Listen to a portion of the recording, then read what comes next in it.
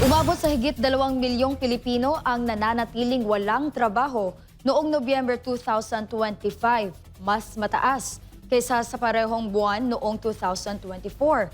Apat na pangunahing industriya ang nagpakita ng pagbaba sa employment rate na indikasyon ng paghina ng job creation sa ilang sektor.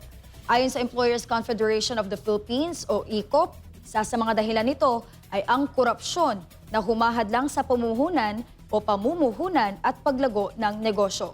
Alamin ang kabuang detalye mula kay Sheena Torno.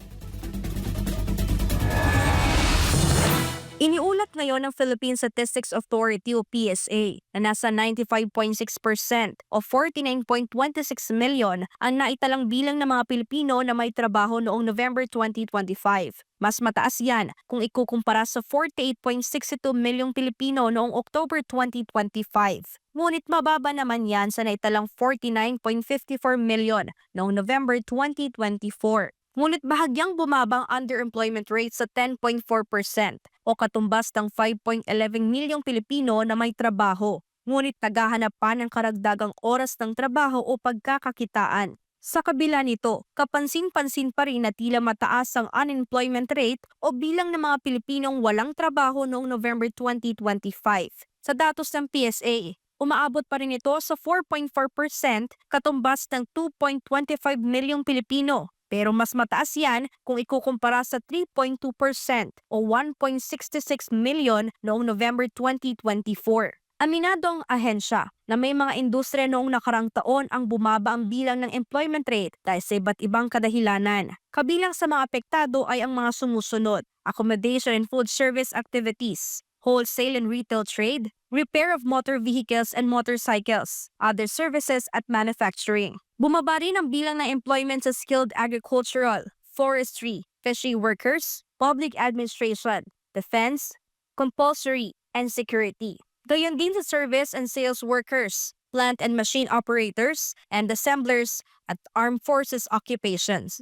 If you recall, may dalawang major typhoons tayo na nakapekto talaga sa ating bansa, no, yung Tino, very wide yung coverage, saka yung U1, no, very wide din yung coverage niya. So partly kasi doon tayo nagkaroon ng impact sa accommodation and food service activities, saka yung retail trade. So ang reading namin is that because of this typhoon, nagkaroon ng slowdown in economic activities related to tourism, dun sa accommodation services, at of course yung sa retail trade.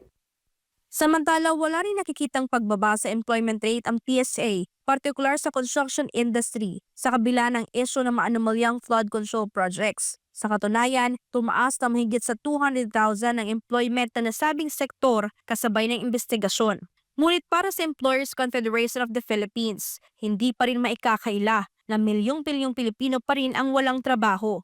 Sinabi ni ECOP President Sergio Luis Ortiz Jr., malaking epekto sa bansa ang problema sa katiwalian. The reason is, especially on certain areas, no, because of the two things, yung tariff issue plus the corruption issue, the investment went down, no, compared to last year. Although it's still going up in Italy when export, compared to last year talaga it will suffer because of the corruption issue. Halos nawala yung mga investors. Marami anyang kumpanyang hindi na kumukuha o nagdadagdag ng tao dahil sa walang namumuhunan sa kanilang negosyo. Many of them, instead of hiring, hindi na nag-replace yung mga nawawala. At marami yung mag-expand na hindi tinuloy expansion. Marami rin yung investors, both local and foreign, going to our neighbors. No? That is why in the region, tayo yung ulilan ngayon. Umaasa ang ECOP na matutuldukan ang problema sa katiwalian upang hindi maapektuhan ang trabaho at negosyo sa Pilipinas. Gate niya, bakit wala pa ring big fish ang napaparusahan na sangkot sa katiwalian sa gobyerno. Para sa Diyos at sa Pilipinas kung mahal. Ito si Sheena Torno, SMNI News.